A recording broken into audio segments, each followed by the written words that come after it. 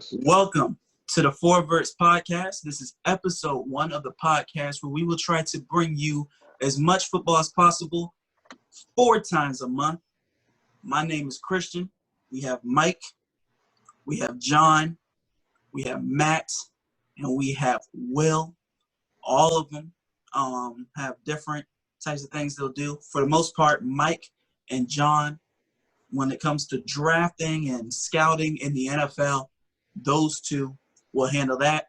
Anything, I won't say college-related total, but anything recruiting-wise in college football, that'll be me. And as for Will and Matt, for now, we'll just call them our color commentators. Jack of all trades. Exactly. Or jack of all trades. Whatever you want to call them, they always have something to say on anything. So that's the intro. With that being said, we're going to go ahead. We're going to get started into it. We're going to get right into it. We are going to start with our first topic of our very first episode is going to be about free agency in the NFL. A lot of big signings. I believe it was Monday. Was it Monday? Monday was legal tampering. Where legal tampering began.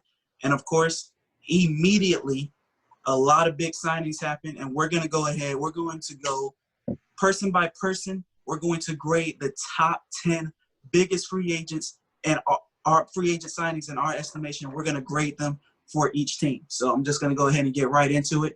I do want to put a disclaimer. This is not depending on who we think is the best trade signing or whatever. These top 10 are in no particular order. Now, if you have a problem that I left your 10, one of your signings off the top 10, well, then that's a story for a different matter, whatever. But we're going to start with number 1. You see the shirt. We're going to start with Tom Brady to Tampa. I'll go last in that. Mike, what is your grade? I have to go B, just simply because, Bruce Arians, he's been air raid. If you pick up, he is a fantastic, what's called the QB whisperer, and one of the things that he talks about is the vertical passing game. And I'm sorry, Tom Brady is not a vertical passing game quarterback. He is a check down quarterback. He is go through your reads in the pocket, deliver the ball. That being said, as you very well know, I was one of the biggest anti-Jameis Winston fans on the planet. You and I have had many conversations back and forth about why you supported Jameis, why I didn't. Going from Tom Brady to Jameis Winston is going from the Fred Flintstone mobile to a Lamborghini. Don't get over it. Got you. Okay. Will, what is your grade? I'm going to go B+. You went from Jameis Winston, who threw, 30 interceptions last year, to a guy that, he's 42 years old. He throws a lot of checkdowns, but he is the GOAT. Okay. John, what is your grade? He's out of the AFC East. The Dolphins don't have to play him anymore. A+. No more comment. Okay. And Matt, your grade?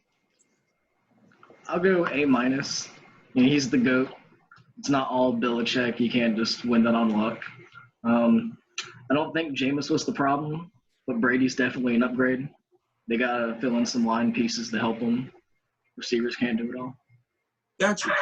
I'm going to go with a C. And here's why I'm going with a C. We have a C with a chance to be a B, maybe an A, or it could just stay at a C. I feel as though Tom Brady is likely the best quarterback of all time in terms of accomplishments and whatnot. He's not the most talented quarterback of all time, in my estimation. And I think that you have to put good pieces around him.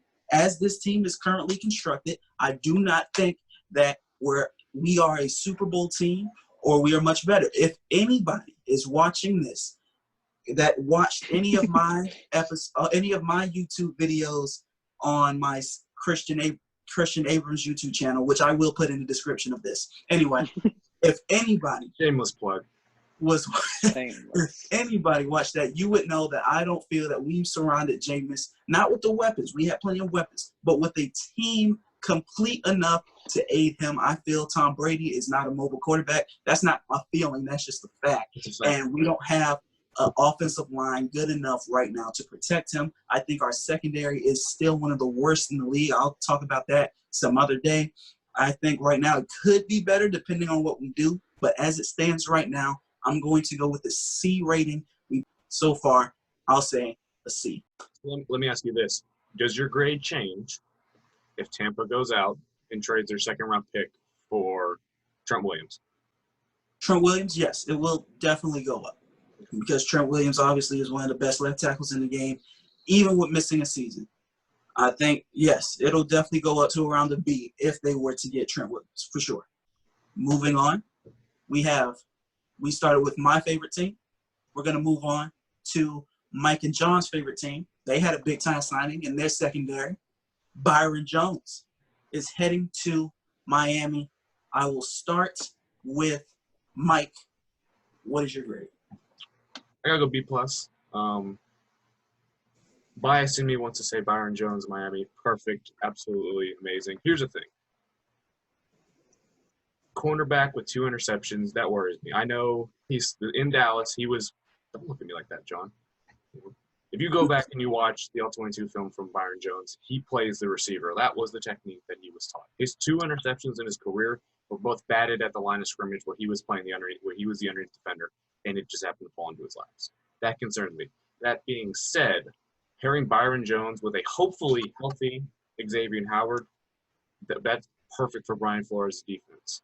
No team in the NFL over the last season ran more cover 1 than Miami outside New England. So the money is what it is. Considering the fact that the new TV deals are going to be signed next year and the salary cap's going to rise, I'm going to say B+. Okay. Sounds good. I forgot which twin I picked, so the other twin. Thumbs up. Can you please give me your grade on Byron Jones? I'm gonna give 2 grades. If we keep Xavier Howard, if his legal situation, if he's healthy, then I think it's an A. Because he doesn't have the interceptions, but Xavier does. So if Byron can shut down half a field and let Xavier make plays on the ball, then I think it's a solid A. If we get rid of Xavier and we're expecting Nick Needham to be corner 2, while Byron Jones shuts down another side of the field, B-, because, I mean, look, if you're going to sign a player like Byron Jones and having Xavier Howard, that just adds to the, perception that you're going to have a shutdown defense. If you're expecting Byron Jones to come in and do it all by himself, I'm not as big with the money that we gave him. What's wrong with Nick Needham? Oh, probably Nick Needham, but he's not Xavier Howard. Absolutely not. Okay, so I'm going to give my grade here. I'll say for Byron Jones, if you have Xavier Howard paired with him, I'm going to go ahead and give that a B+. I've always felt cornerbacks, I wouldn't say are underrated. I just feel as though being able to pretty much have one corner that can shut down the other side of the field and the other one that makes plays, I think that's big time for Miami. So I'm going to go ahead and say it's a B+. One thing I do want to add, though, about Byron Jones is I wonder if he's going to play the role that Minkah Fitzpatrick was supposed to play in Miami. Good point. And Matt, what is your grade? I'm going to go with a B+. I don't think he was worth the money he got paid. He's good. He's not that good. But him with Xavier Howard, if he doesn't have to backpack the defense, that's a monster secondary right there. Great signing to have the money. Well, I'm going to go A. I think he's a top 10 corner in the league. I think he's one of the best tackling cornerbacks in the league. He provides great run support. So I don't have any problem with the signing. It's a lot of money, but, CBA is going up. Max cap's going up. So, things happen. okay. Staying with the trend of big-time signings from our favorite teams, we move to Indianapolis. They have a quarterback. Phillip Rivers is heading to Indianapolis. I'm going to start with Will. What is your grade? I like that it's a one-year deal. I don't like that it's Phillip Rivers. I saw him towards the end of last season. His arm seems to be gone. He was throwing ducks. He's probably a little bit better than Brissett as far as reading the defense, and he'll probably perform better, probably maybe take us to the playoffs, but I don't see it going anywhere. Okay. Maybe a B+ grade. Good filler player, though. Okay. I'm going to give this grade a B-. Everybody in this respective podcast knows I did not want Phillip Rivers to come to Tampa, but one of the reasons why I didn't want him to come to Tampa is the exact reason why I gave Tom Brady a C pending, is because he's not a mobile quarterback. But Tom Brady is obviously a lot better than Phillip Rivers. I would have given it a D if he would have went to Tampa, but Indianapolis is not Tampa. Indianapolis has a much better O-line. They have much better pieces on defense already. They don't have maybe the wide receiver weapons that Tampa has in Indianapolis, but I think that they're a better ran organization. So I'll say a B minus. He still is likely quote unquote washed. So he's not going to be as good as he was in San Diego in his better days. But I think he will be good enough to definitely go to the playoffs, especially when you think of the Jaguars are likely tanking. Houston is not tanking, but I never. Lord knows Houston is Bill complaining. Yeah, Don't need to put Bill O'Brien in a closet and lock the door because that man's going to trade Deshaun Watson for a bag of donuts in a minute. Exactly. I've never been a big fan of Houston and Tennessee. I mean, who knows where they're going to be. I definitely think that they'll probably win that division and make the playoffs with them. But long term, I still think they need to draft a quarterback, and we'll get into that later. But so yeah, I'm going to go with the B minus grade on that. Matt, what's your grade? I'm gonna go with an A. I'm a Phillip Rivers fan. I think his line in San Diego for the last 10 years or so has just been subpar at best. He's got weapons, but Indy has the whole package. Good coach, good defense, good offense. And they just need a better than Brissett quarterback to take him over. So I think I'm going to go with an A. Okay. Mike? D plus. B plus. D plus. D plus. Ooh. D plus. I am not a fan of giving a quarterback, an average quarterback, $25 million, fully guaranteed. Well, no, it's a one-year deal, so of course it's It's fully 1 guaranteed. year, yeah. Well, no, it's not. It's signing bonus, roster bonuses, all that sort of stuff, incentive bonuses. It's $25 million guaranteed. I do not like. Here's the thing. Do you know how much money Indianapolis? I understand Indianapolis came into this offseason with the second most cap space, but you now have over $50 million this offseason alone on the cap for quarterbacks, and it's not two good quarterbacks. Phillip Rivers is a Hall of Famer. There's no doubt in my mind about that. But the Phillip Jacoby Rivers, Brissett's salary cap ain't 25 mil, is it? yes, it's up towards 25 million this year. Wait, who? Jacoby Jacoby Brissett. Brissett. He signed a 2-year 30, I thought. Yeah, it's a 2 over 30, so there's no way they only paid him 5 mil last year. Yeah, we'll check that and get back to that. But either way, Phillip Rivers is coming in to be He the carries a cap hit of 21.3 for this season. Woo! Yep. There's almost $50 million involved in two average quarterbacks. Yeah. So, would you rather, and we'll get to this with the mock draft later on, obviously Indianapolis doesn't have a first-round pick. You are betting that Phillip Rivers and his current state is going to win a Super Bowl this year. No. No, yeah, not even a So chance. The thing about it is, if their plan is to just sit there and maybe they come up with a second-round quarterback and he gets to mentor him this year, maybe, or they're waiting a tank for next year, it makes sense. But I don't see a way he makes it past the first or second round of the playoffs, even if they make, stride. Going back to all of his time when in San Diego and LA, okay?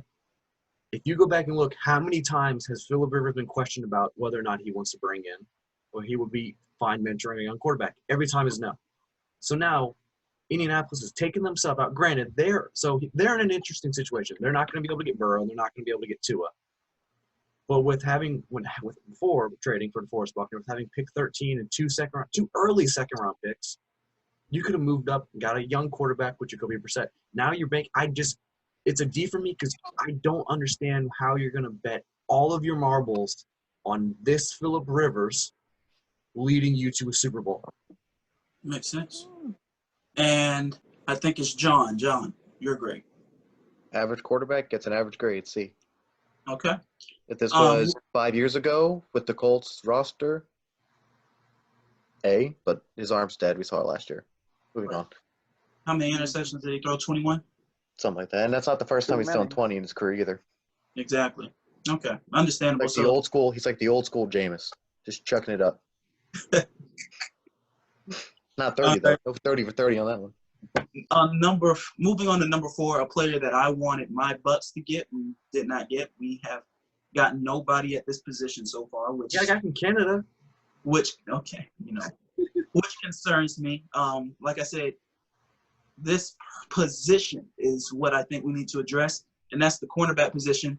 Chris Harris Jr. doing what we see a lot nowadays, not getting a contract from his old team. So what does he do? Joins a division rival. He's headed to Los Angeles to play for the Los Angeles Chargers. I'll start this time. I'm gonna give this grade a B+, maybe an A- even. Him paired with, I believe it's Casey Hayward, and that secondary you have. And Desmond King. What? Don't forget about Desmond King. Yeah, and Desmond King with Derwin James in the secondary. And they already have good pieces in their linebacking and the defensive line. This is, I think, just this stacks on their defense, which is another reason why I think Tom Brady going to Tampa was such a surprise. This is a good team, especially on the defensive end in Los Angeles. I'm surprised they only won 5 or 6 games, however many games they won last year. But I think Chris Harris, A-. I have to say this is a great signing for Los Angeles. John, what's your take? He's a good corner. He didn't have his best season last year, but, new scheme, new everything, so it was a little process. But with those 2 corners, with the 2 pass rushers they have, with Derwin James behind him, A. Mike? A+. I mean, here you're getting him. So the official contract is 2 years, 18.5, with incentives that can bump it up. Derwin James, Casey Hayward, Desmond King, who is honestly the best nickel corner in the game that not enough people give enough credit to. Him, Bosa, Ingram, Linval Joseph. It's an A. Easy A. Yes, sir. All right, Will. I'm gonna go A all day. I wouldn't go A+. He's a great corner. And they did not overpay at all, which I appreciate. A lot of people overpaying nowadays. The market is saturated as it is. But 2 years, 20.25 tops. That's a great contract for a star corner. And Matt? I'll go A-. He's up there in age, but he doesn't have to backpack a defense. He's going to be the second best corner in that defense. Good in all. I won't say all 3 levels, but elite in the front and the back. They're in a great position to draft a quarterback at 6 and win a Super Bowl soon. I agree. And we're going to move straight into the next Chargers move. They did something that Tampa did not do when trying to get Tom Brady. They went and got an offensive lineman, which brings me to the next signing of Beluga to the Chargers. Again, I'm going to say that is a B move. I would say it was an A if they had signed Tom Brady.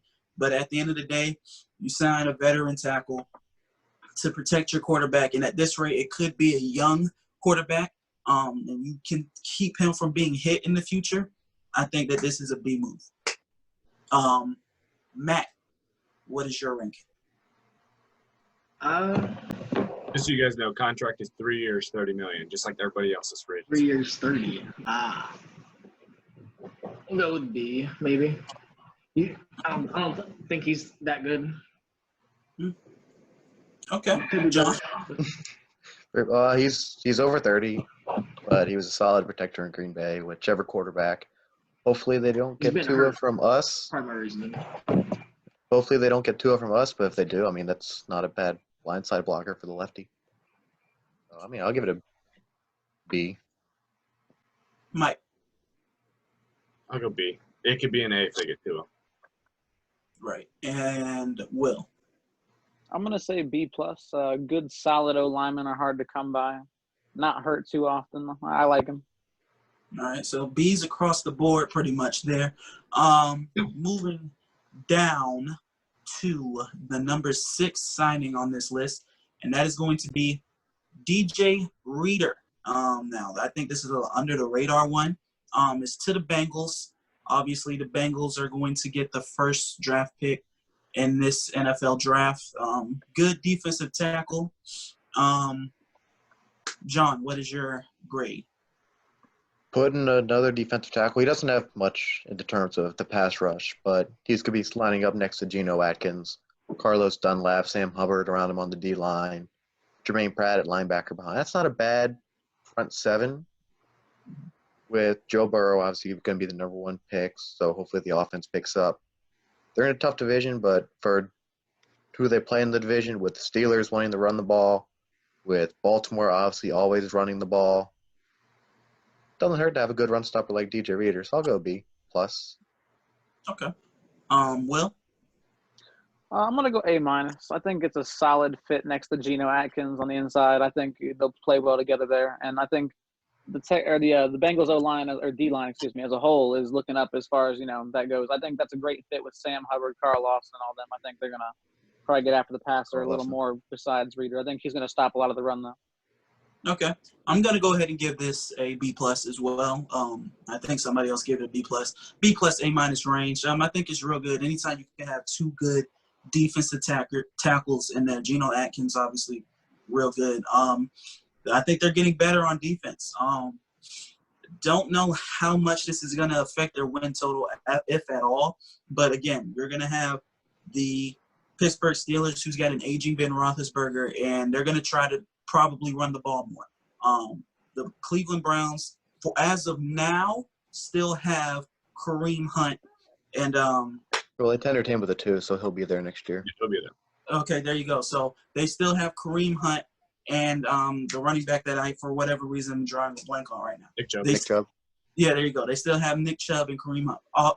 Obviously, the Baltimore Ravens had the best rushing attack in NFL history last year. So if you're playing those teams 6 times a year, I think that's a pretty good sign. I'm going to go ahead and stick with my B plus on it.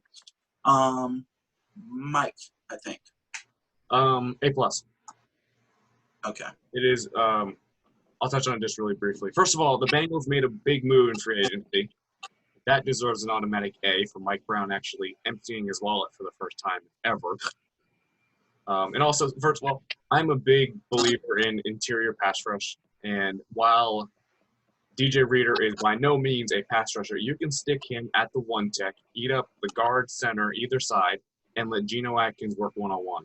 That is the recipe for success, especially in a division where you're going to have a young Baker Mayfield, an old Ben Roethlisberger, and a quarterback that, I'll be honest, I love Lamar. He's not good in the pocket yet. He is not a full-on, fully developed pocket quarterback. That interior rush is where you're going to need in that division. And freeing Geno Atkins up one-on-one, one of the most athletic, dominant defensive tackles we've seen in the league, by putting DJ Reader in there, A+ all day, every day. Okay. And last but not least, Matt. I'll go with a A minus. Okay. You're building the trenches for your potential franchise quarterback. You got to set him up for success. And just like y'all have all touched on, running division, you got to stuff the run, interior pass rush, all that. Now, moving on to which was an interesting move. I felt that when this signing was announced, it was all but confirmed that a trade from this same team was going to happen. That is Desmond Trufant. He's headed to the Lions. He'll pretty much replace Darius Slay. John, what's your grade? Trufant was one of my favorite corners maybe 4 or 5 years ago. He's still a good corner, not a great corner. So it'll be, I'd say it's a B. But if they're able to, because I think everyone in the sports world knows they're trying to trade down from 3. Yep. Right. Either Miami or LA from 5 or 6 is going to come up. If they're able to trade down, acquire draft picks, get Jeff Okudah, and have 2 good corners there. 3, don't sleep on Justin Coleman in the nickel. Okay, That is true. Justin Coleman. I know they just traded for Justin Durham or whatever his face is from New England. Duron But, Duron. yeah, so if they get Okudah, then I'll give it a B+. If they would have kept Quandre Diggs, that's a whole nother story. We can get into the would have kept Quandre Diggs, then I think this would be even better. Just load up that secondary. But I'll give it a B. Okay. Again, I pretty much likely have said this with every corner but Byron Jones, because I felt Byron Jones would have been a lot more money, but I really don't know. But I wanted Desmond Trufant when it was announced that he was cut. Unfortunately, he is in Detroit instead of Tampa. He probably picked off Jameis, 17 times last year? I wouldn't be surprised if he picked him off at least once. But I can look it up now. for sure, I say that this is going to be a B+ grade. I think my team has played him twice a year. I've always hated going against him. I've always felt like he's been a very good corner. He's not going to lock down a side of the field, especially against some of the better receivers. I've seen Mike Evans get the best of him a good amount of times. I've seen Chris Godwin get the best of him a good amount of times, but he is still a really good corner. So I'll give this a B, especially if a B+, especially if they can get Okuda. They'll have a pretty formidable secondary themselves. He got Jameis once this past year. There you go. Everybody did. And he missed the week 17 game. It was a good bet that was the case. And Will, what's your grade? Yeah, I'm gonna stick right there with you at B+. I think what John says is definitely true. If you get Okuda, you definitely have a solid top 2 cornerbacks. I don't think they overpaid, which is really a big thing that I would worry about as a GM there. But I think solid deal for the money, solid pickup. Matt? I'll go B. He's up there in age, still performs. Definitely not an overpay. Everyone's getting the same contract this year.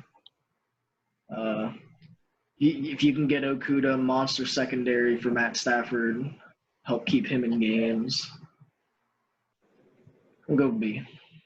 All right. And other twin. Wow. I'm going C. Disrespect. C. Like a jerk.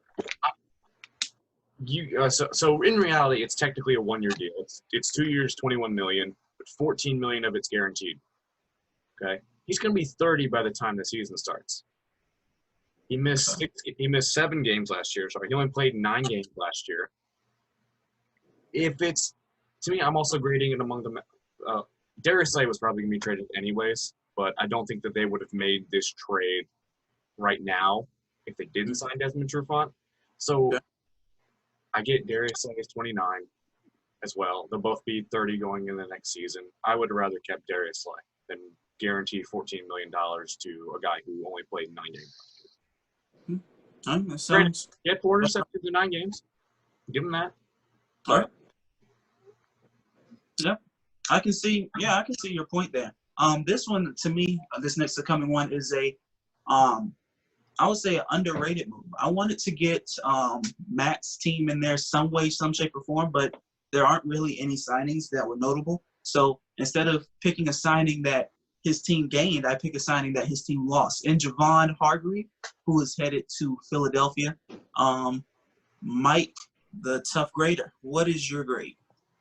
I'm giving this one an A. It's the same reason why I gave DJ Reader an A. Except now it's, as much as I love Geno Atkins, Fletcher Cox is so much better at this stage in their career with Geno getting up there in age. I know Fletcher Cox is getting up there in age as well, but between Brandon Graham, Josh Sweat, Fletcher Cox, and then Javon Hargrave, I think that's a fantastic front. And the Eagles are going to need it. I mean, their linebacking core right now is atrocious.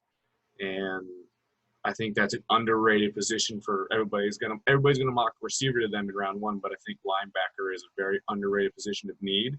But if you have that monster of a defensive line up front, it aids your young linebackers or even just inexperienced linebackers in general. Right. Okay. Before I give my grade, the Eagles do run a 4-3, I believe.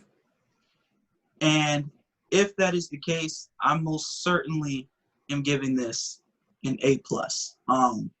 That is kind of ridiculous that they'll have Fletcher Cox and Javon Hargrave at both defensive tackle positions. That's a stellar defensive line, man. And I'm telling you, there's nothing more valuable, in my opinion, than a defensive line that can either run, stop, or get to the passer. I saw Tampa finally have that this year, and I did not realize how I realized it before, but I didn't realize just how big that is until this year. So having Hargrave and Fletcher Cox there is just absolutely huge. I'm giving it an A+. John, what is your grade? I'll give it an A for the exact reason that you guys did. Putting him next to Fletcher Cox, team's going to have to run outside on Philly. Matt? I'll go A. Same thing like y'all said, monster fit, monster front four on the defense. I'm not sure what you do about that. I guess quick pass all game. I feel like maybe a little bit overpaid. I'm glad my Steelers didn't pay that. Can't afford that, even if we wanted. We'll go with an A on that one. And Will? Yeah, I'm gonna say A. I mean, solid fit, and I think honestly, you know, it's a top 10 player at the position. Obviously, probably higher than that even. But I mean, good overall fit. I like the pickup. Who knows? All right, and moving into the last two, we are back in sunshiny Miami with it. Jordan Howard, in my opinion, one of the more underrated running backs in the league. He's headed to Miami. He's a Dolphin. Like I just said, I'll go first here. So like I just said, I think he's underrated. I think Chicago getting rid of him last offseason was a surprise.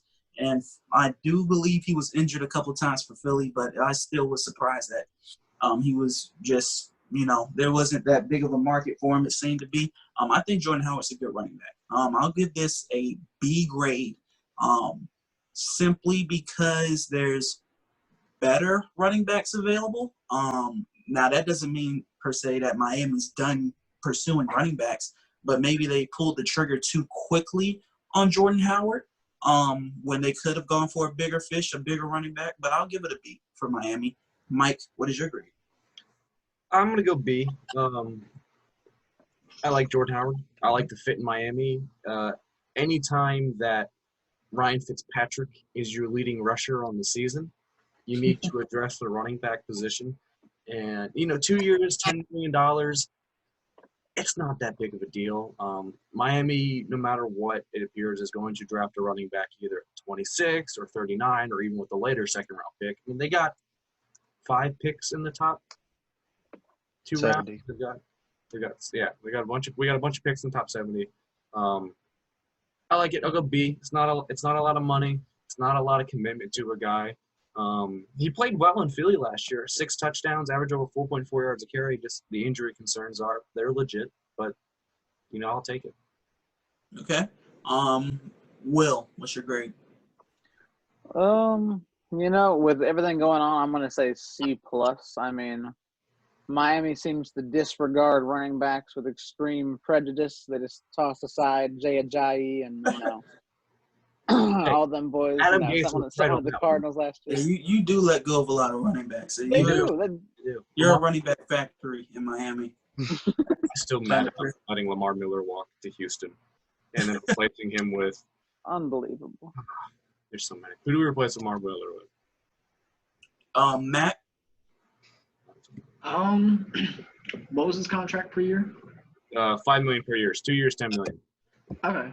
We'll go with a B+ on that, with the assumption you guys draft a running back early. Yep. He's not. He's Provides veteran depth, Yeah. and just depth in general, and then you're gonna get some young legs in there too. Good signing, not overpaying. his first 2 years in Chicago were amazing, and then he started to tail off under Matt Nagy's scheme, which he's coming from the Kansas City offense. Jordan Howard can't catch. He is not a receiving running back. Power back. If Miami asks him to be a primary back who's going to go out there and catch the ball out in Chan Gailey's spread offense, then it's not as good as a signing as I think. And last but not least, John. There's a lot of moving factors with this. With Todd Gurley getting released a couple hours ago, and the reports are that Miami and Atlanta are 2 very likely suitors for him. So if you plan to bring in Jordan Howard and Todd Gurley, then I give that a C. I agree. Because you're looking at a running back in Jordan Howard who missed some time last year, and he's only going to get hit more often because our offensive line still isn't great. It's got a lot of work to do. So the injury concerns are there. You bring in Todd Gurley with the knee issues that he has. Arthritis. He has arthritis in his legs, people. You might hear me say that a lot. He has arthritis in his legs. You just don't want him to have it. if you bring those two in, then I'm giving a C because the injury risks are too high for a team that's going to want to run the ball as much as we're going to want to. If we go with Jordan Howard and then say, DeAndre Swift, J.K. Dobbins, Clyde Edwards-Helaire, then I'll give it a B because Jordan Howard can be that change of pace guy who can come in. He's proven before that he can carry an offense in Chicago. But if we're asking him to split the carries, then for $5 million a year, where it seems like every single player is getting at least 10 in free agency, then 5's not bad at all. You know what's one thing that does interest me about it, especially John? What? The art. So I've seen a lot of Dolphins fans on Twitter talking about, oh, they're just going to load the box up when Jordan Howard's in the game. Fine. Go ahead. Put Chan Gailey's offense in the RPO game, load the box up. No. Very interesting point, especially if you can get, the quarterback that you want. And moving on to the last top 10 free agent signing, we have Michael Pierce, big man, to the Minnesota Vikings, replacing pretty much Linval Joseph. Mike, I'll let you go first there. Michael Pierce, this is different than Hargrave going to Philly and Reeder going to Cincinnati, because Minnesota has had a max exodus of talent.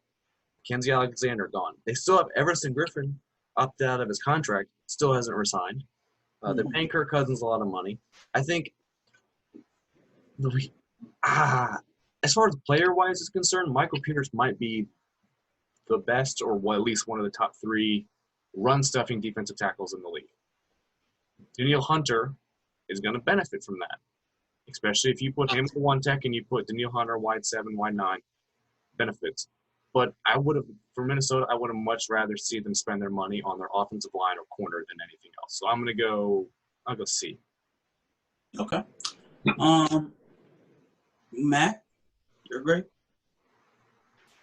We'll go with A minus. Oh. I don't know. Run stuffing. I don't know. I don't know too much about Michael Pierce. I try to avoid the Ravens. Fair point. Fills the hole. Replace Linval Joseph. Gotcha. Will, you're great. I'm gonna go just a B. I'll go B plus. You got him for 3 years on the right side of 30. You got him. He's 27 now. He'll be 30, 31 coming off the end of the contract. I think he's, obviously a great defensive tackle. Stops the run, and I hit off what Mike said. It's really gonna help a lot of the other people on their team start stopping the run. It all starts at the D tackle position. Okay, and John.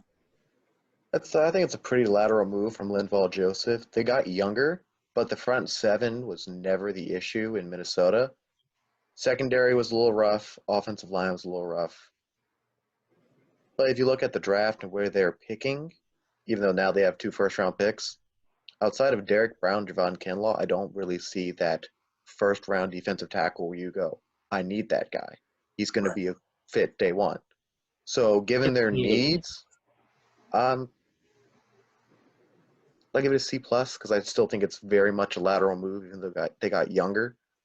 But Linval Joseph is not a slouch. It's not like they're making some major upgrade with Michael Pierce. No, yeah. Right. If anything, Linval Joseph has never been a big sack guy, but at least he can get some interior pass rush. He only had 3 sacks last year, I believe. But right.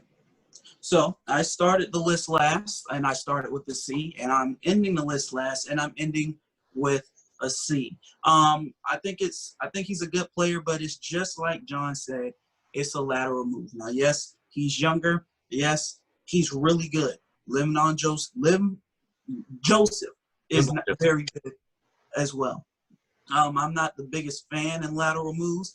In my opinion, if you're going to do a lateral move, you might as well try your best to get the same guy. But it's not a bad move, so it's definitely not a C-. It's not a D. It's still a good player, but it's a lateral move in my opinion. So I'm going to give it dead on the mark, a C. So we're going to talk about them being committed to Kirk Cousins, though. That's true. Because, I like Kirk. Kirk's a good quarterback. But, man, they're just Kirk Cousins is a heck of a business. If I was ever negotiating a contract, like when my teaching license runs up in 10 years, I want Kirk there negotiating because that man knows how to work the system. Very underrated agent in the game is whoever Chase Daniels. Yes, my boy. Continues to get backup roles for millions of dollars. Hey, that's a guy. Whoever his agent is, that's a guy that you want at the table backing. Can I ask something really fast to everybody before we finish up free agency real fast? Yes. Is there one signing that stands out to you that you just like? So for me, it's Denver signing Graham Glasgow for only $11 million a year. The guy who's shown that he's more than above starting center, more than above right guard.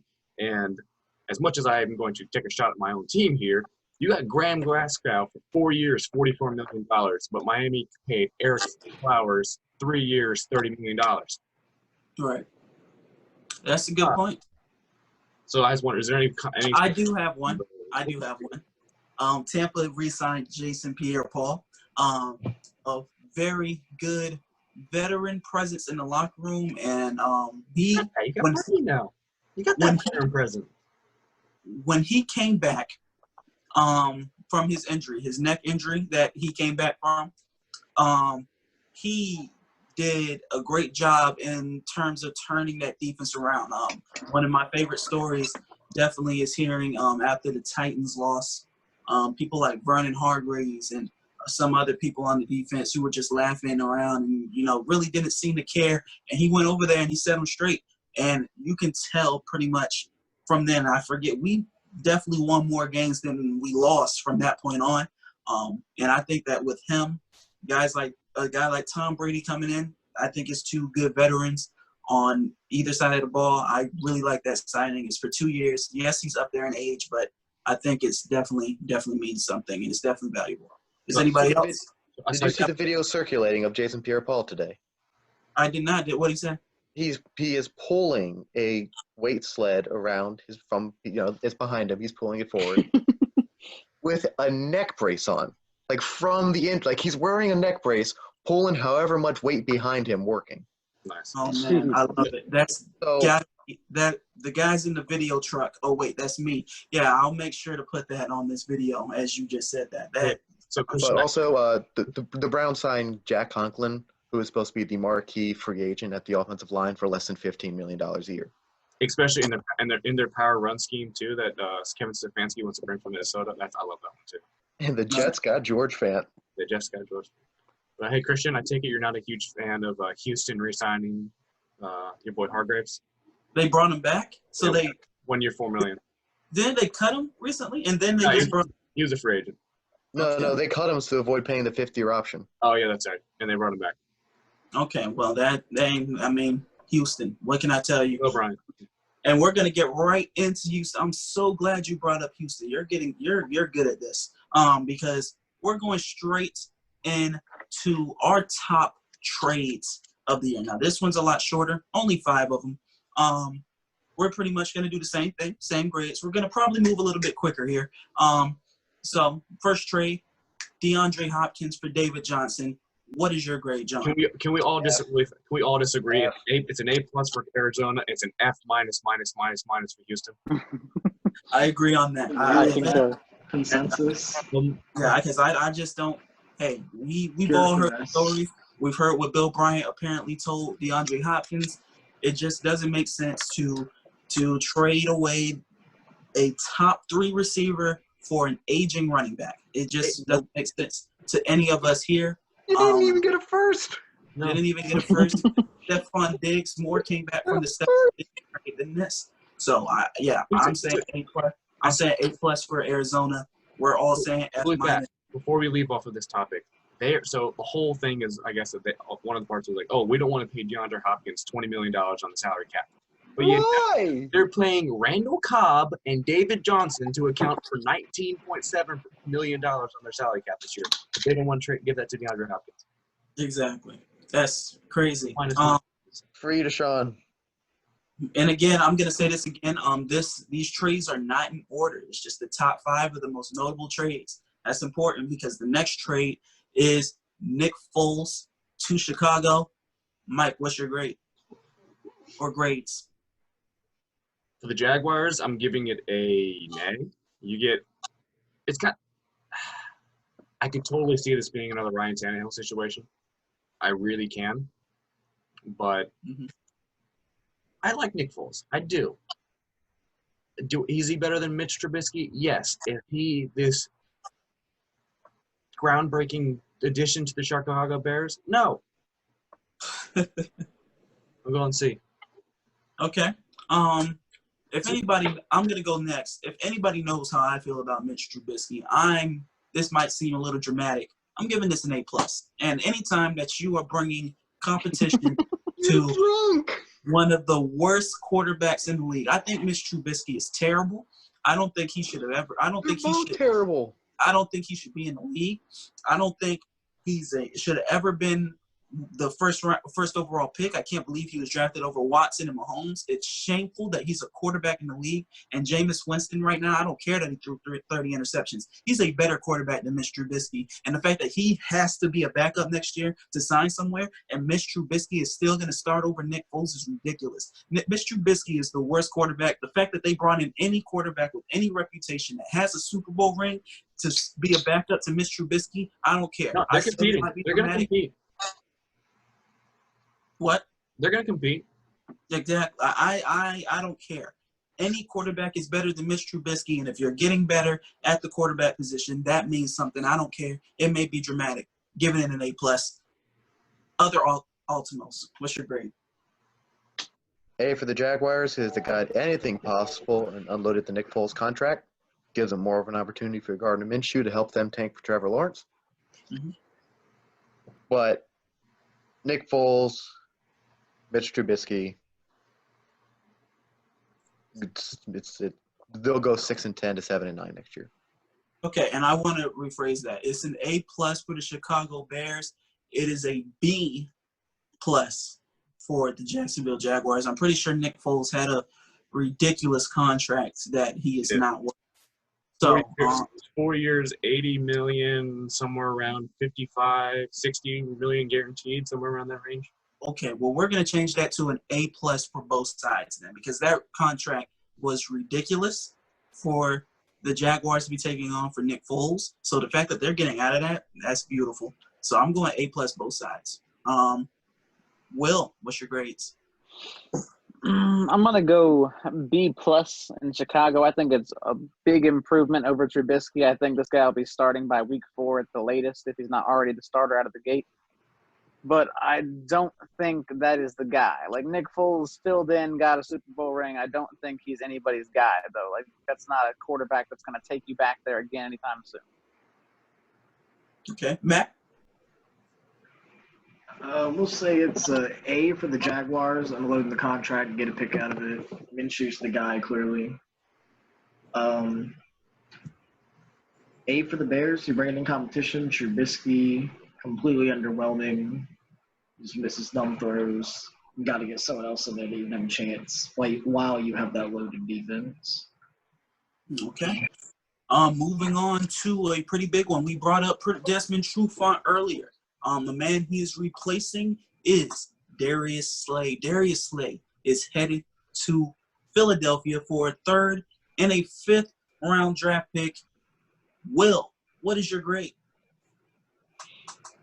You know, for a 3rd and a 5, that's not a bad deal. It's an old guy. I think the Eagles took probably the better end on this one. I think he could have been worth a little more than they, traded for him. But, I mean, I'll give a B+ to the Eagles and a B to the Lions for the trade. I mean, the Lions probably, as Mike, I think, or John might have said earlier, would have been better off with sticking Slay over Trufant. I don't think Trufant's an upgrade anyway. So, not so great for the Lions side, but I like it for the Eagles. Okay. I'm going to go second again. I think Darius Slay is very underrated. I'm going to give this I think the Eagles, for good portions of last year, all they needed was one corner, not to shut, because I don't think he's a shut down the side of the field type corner, but at least consistent corner. And I think Darius Slay is that. I say that this is an A for the Philadelphia Eagles, only giving up a 3rd and a 5 for what I think is a tier 2 cornerback in the league. And I'll give this for the Lions. they still have a chance to come away with something positive. They could still get Okudah and have Okudah and Trufant and Coleman. So they're still in a good position. They got more picks out of it, so I'll go ahead and give this a B+ for the Lions. Mike. Eagles-wise, I'm going to go B- just because they made a 29-year-old corner the highest paid corner in the league per year. But at the same time, Philly came in, they already had an extra 3 and they already had an extra 5 from the comp picks. So as far as at least getting Darius Slay, it was a great decision by them. I mean, they needed the corner, they had the picks. It's just the contract that I'm not 100% on board with. For the Lions, you got a 3 and a 5 for a guy who didn't want to be there anymore. He's come out and said publicly that Matt Patricia is not his kind of guy, disrespectful to him. Not calling him an elite corner, Matt Patricia, is one of the dumbest things ever because he is, or at least he was, an elite corner. So for the Lions, I'll go B- as well. I hate giving away top talent, but at least you got a 3 and a 5 back. Okay, John. A+ for the Eagles. Okay. You gave up a 3 and a 5 for a cornerback who is still elite. Right. He's almost 30. You gave him the highest per year at any single corner. That's great. In a couple days, couple weeks, couple months, especially next year when the TV deal goes off, that contract's going to be nothing. He's elite corner. You gave a 3 and a 5 when you already had those 2 picks. You had doubles. That's an A+. For the Lions, only reason I'm not giving it a D is because they were able to get 2 draft picks and they're in win now mode.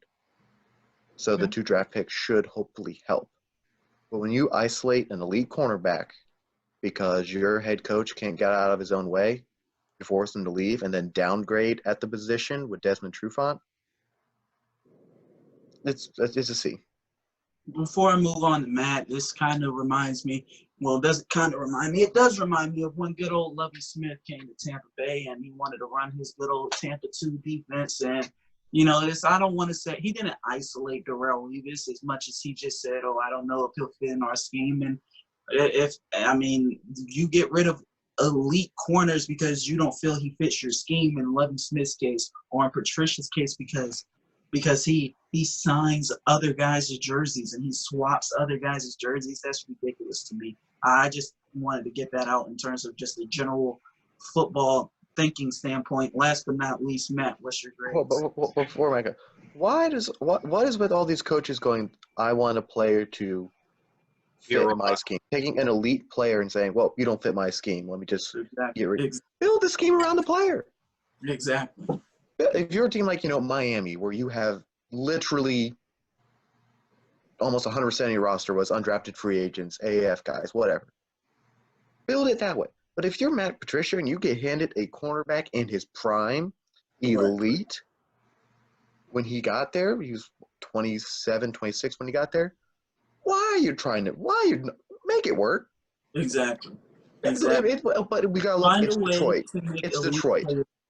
Right, and Detroit does do their thing. And who's Sanders, the other franchise? Calvin Johnson. Who's the other franchise that I mentioned before? The other franchise is Tampa. Tampa and Detroit doing silly things with the elite players. That's what happens. And I know Matt's over there. He's been sitting over there. Hopefully he's not asleep on us. Matt, what's your grade? I'll go with the A for the Eagles. You filled a huge need. You're not going to miss the 3rd and 5th round picks. You got extras. Lions, go B+. Like one of the twins said, you get something for a player who didn't want to be there. Kind of like AB with the Steelers last year. Just be happy with what you're getting. Okay. This was a move that kind of surprised me. I didn't really see it coming, to be honest with you. It happened on the first day. Happened almost immediately. If you ask analysts like Colin Cowherd, they'll say that this is why Tom Brady left. A little dramatic to me, but Stephon Diggs, he is in the AFC East now. He was traded to Buffalo. Matt, since you waited so patiently for us last time, I'll let you go first this time. What are your grades? A for Buffalo.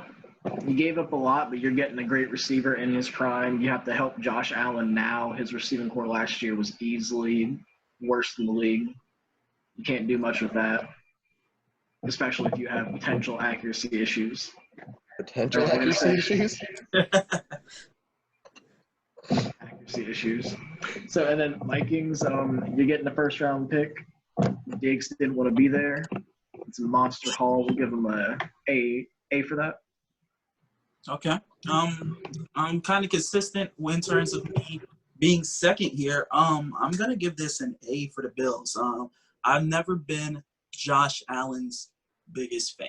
I'll just say that off the bat. I still am not his biggest fan. I think he has a really good team around him. And that's how they've been able to get to the playoffs, how they've had so much success. And I'm impressed that they're getting better. Now you're getting him weapons. Now you're getting him a legitimate receiver to throw it to. I do feel Stephon Diggs is slightly overrated as a receiver, but he is still, in fact, a good receiver, still, in fact, a wide receiver one. So I think this is a good move for them. For the Vikings, I have to give this a it's really, they didn't have a choice. He wanted to be gone. So I can't give this below a C, in my opinion, because you're getting rid of somebody who didn't want to be there. You don't want to have somebody in the locker room you don't want. So I'm just going to give it dead on a C. But at this rate, is Adam Thielen going to be your receiver one? Can you get a good enough receiver in the draft to kind of aid that? We'll see. So I'm going to give this a C for the Vikings, A for the Bills. Mike, what's your grades? I'm going to go – for the Bills, I'm going to go B. I get it. You need the receiver. But you have a huge need to me at receiver, not Stephon Diggs type. He's 6 foot. You need a big receiver. You really do. That's the one thing that they're missing, and I get it. Honestly, if I was Buffalo, one of the first things I'm doing when I get on the clock in the second round is I'm checking to see, or when the second round starts, is I'm checking to see if I can move up to get Denzel Mims, because you need a big receiver for Josh Allen. He has accuracy issues. He's going to miss. You cannot go into next season with your top 3 receivers, only one of them being taller than 6 foot in Stephon Diggs. For the Vikings, I'll go B. Okay. One of the things that I think pushes it up a little bit for me is a guy like Irv Smith now should get a whole lot more looks. I know he's a tight end, he's not a receiver, but I would love to see what they're going to do now with Irv Smith and Kyle Rudolph, and hopefully Adam Thielen can stay healthy this year. But they got a boatload of picks for him, but I'm not a fan of trading away good talent. I'm really not. Right, which is why I gave it a C. Will, what's your grade? I'm with you. I'm going to go NA for the Vikings there. I don't think they had a choice in this. The guy did not want to be there. They got back 4 picks. I mean, they definitely did not let him go easy. I mean, they got a good haul back for him. I appreciate that. For the Bills, I'm saying, C+. I mean, I don't know. Stephon Diggs is, he's definitely a top flight receiver. I could see him being the number 1 guy in Buffalo, but yet again, he is short. Josh Allen seems like a guy to throw some inaccurate jump balls. I mean, on the run, kind of gunslinging. I don't see this being a great fit for them. Okay. And last but not least, Mr. John Altimos. I'm biased. I'm a Dolphins fan. I'll give it a B for Buffalo because obviously I'm not a big Josh Allen fan. He owns the Dolphins. There's no doubt that he owns the Dolphins. But we're looking at you don't like him either. Yeah, well, we're looking at Stephon Diggs, who is elite route runner, one of the best route runners in the league. But we're also looking at a quarterback in Josh Allen, who, in the playoff game against Houston, said, "I'll jump up a jump ball to my fullback in triple coverage." So, I mean, that might be a little bit of the bias in me, because Josh Allen is, for what Buffalo does running the ball, Josh Allen is a good fit for their scheme. He'll be a long-term fit in Buffalo. He'll never be an elite corner or elite quarterback, but I'll give it a B because it's a wide receiver, elite route runner that you get the ball in his hands as quick as possible and let Diggs go to work. They do need a taller receiver, but I like Stephon Diggs. He's a good receiver. I don't like having to play him twice a year anymore, but we have Xavier Howard, Byron Jones, hopefully. But then for the Vikings, B-. I like the value they got back for him. It's a very deep wide receiver class. So maybe Denzel Mims might not make it to the second round. Maybe Minnesota takes him with one of those 2 picks. But still, going off of the whole Darius Slay thing, find a way to make it work. Right, exactly. You find a way to make talent work. Yes, yeah, definitely for sure. And this is a different sport, but one of the reasons why LeBron left Cleveland the second time is Kyrie Irving demands a trade. LeBron goes to management and says, "No, don't trade him. Don't even though he wants to go, don't trade him. Let's make it work." That's what you do. Try to do with players that are disgruntled. You just try to find a way to make it work. Elite talent, try to find a way to make it work. Moving on to the very last trade now. Good. I know one of the twins at least has the specifics on this trade. DeForest Buckner is headed to Indianapolis. What was that trade? It's number 13 overall for Forrest Buckner on a 5-year contract worth $21 million per year. Okay. Mike, what is your grade? A for both sides. The 49ers have no picks at all. Actually, no, I'm going to take that back. Not for both sides. It's in April, the 49ers. They have no picks. I would have rather seen them extend DeForest Buckner and let Eric Armstead walk, but then you're not getting the first round pick. So getting pick 13 for a defensive tackle is a win-win for me, because now you're in position to draft Jerry Jeudy, CeeDee Lamb, or maybe even Javon Kinlaw if you decide to go the defensive tackle route. For Indianapolis, I'll go B-. I mean, DeForest Buckner is one of the best defensive tackles in the league. He was one of the most well-rounded. You know, he's not like a guy like Hargrave or Michael Pierce, who's just specifically a nose tackle. No, he's going to get into the backfield. He's going to get after the quarterback. He's going to be good in Indianapolis. But giving up number 13 for a defensive tackle, a little rich for me. Right. Well, so I'm gonna go second, and definitely going to go A for the Niners. I was very surprised when I found out that they got a first draft pick out of this, a first-round draft pick out of this. The 13th pick in the draft. Now they definitely don't need a player like Emmanuel Sanders. They still have a killer defensive line. It's not like they're going to be, feeling extremely blue about losing him. And now they can go get a receiver. They can go get a CeeDee Lamb, whoever's there. I mean, there's a lot of good, one of the best wide receiver classes we've ever seen, and you're going to be able to go and get that now. And Buckner is gone, but you got a lot for him. As for the Colts, still a good pick. I'm not saying that they lost this trade. I'm not saying that they're stupid or anything. I think adding DeForest Buckner, who is one of the better defensive linemen, to your defensive line is going to help your team out. I told you earlier, I think the Colts have a good football team overall, and adding DeForest Buckner to it is still gonna do that. But still questionable giving up a first for it. So I'm gonna go ahead and give it a B-. Other twin, what is your grade?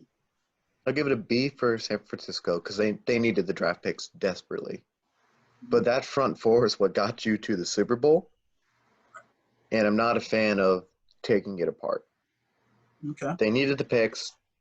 Obviously, the contract for having to pay Bosa, having to pay Armstead, the contract would be very hard to figure out under the cap. 4 years out. But for the Colts, he's a good player. He's a very, very good player. But at pick 13 overall, right, you had a chance at either Jordan Love or Justin Herbert falling to you. Right. And Jacoby Brissett is not the guy, in my opinion. Phillip Rivers is over the hill.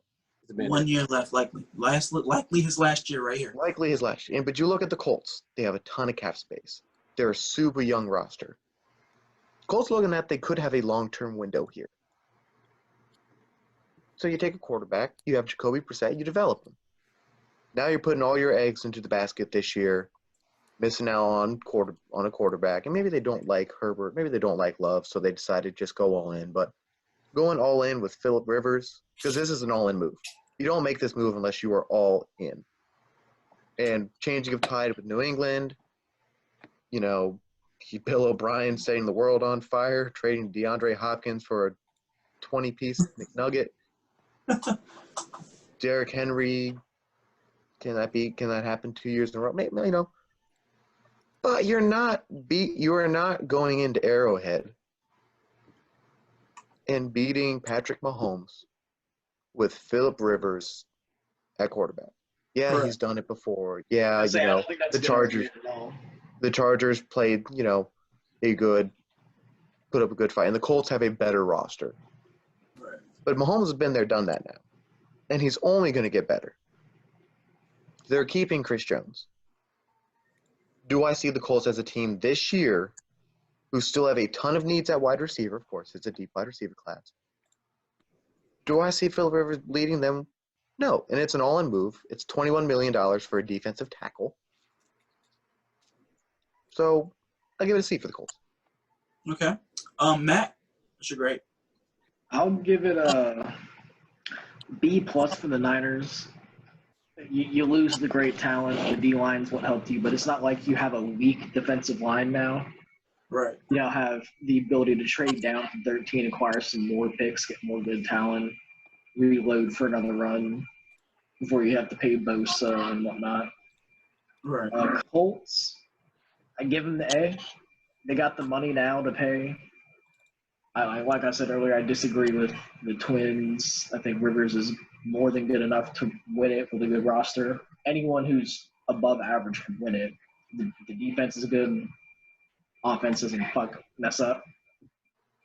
Yeah, right. I mean, what can I say? We don't know. That's what we're asking you. You don't sound too pleased there, bud. So I'm gonna go B on the part of the Colts. I like the move to get a veteran guy you know can do it, but I do not like giving up the first round draft selection there. I think pick 13 is a high price, especially for a D tackle in this league, especially when you could have drafted one there or potentially traded back and picked up more D-line depth along the way. They did release Marcus Hunt, so they definitely had intentions of going after a big name player, but I can't say I love the move. I like it better for the Niners. They get to trade away a guy that as well as he was performing, to not have to pay him a massive contract as the Colts did, and to walk away with the first round selection. You can't be mad about that. Okay, I'm pretty sure I got everybody this time.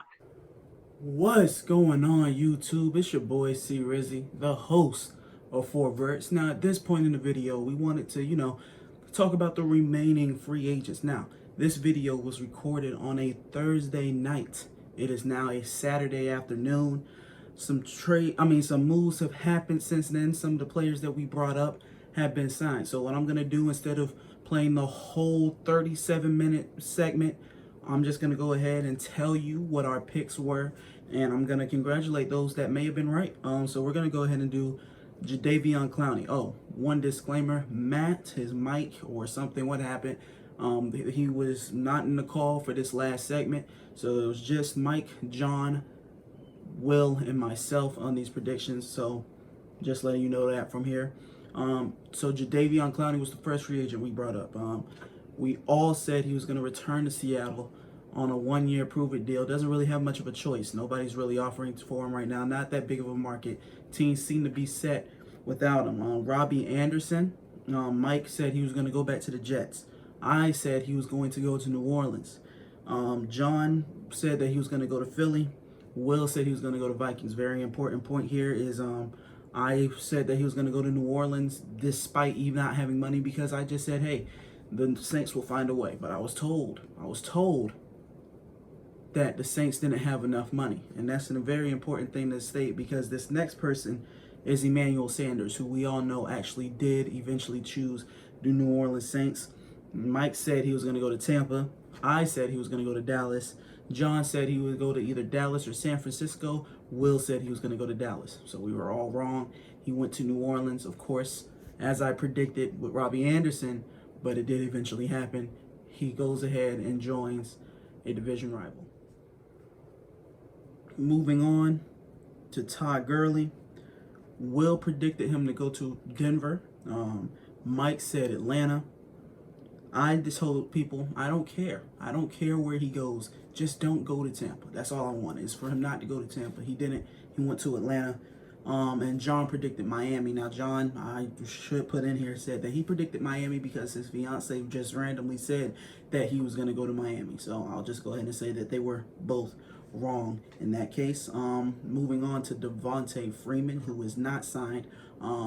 Devontae Freeman, I said Tampa will sign him. He's not signed yet. Hopefully we jump on it. Will didn't give a clear answer. Mike said Pittsburgh, and John said LA. We asked which LA. He said either one. It could be the Chargers, it could be the Rams. He said that he feels he's a fit in Los Angeles. Melvin Gordon, I said that he was going to go to Atlanta. Of course, Melvin Gordon went to Denver in the end. Will said Detroit.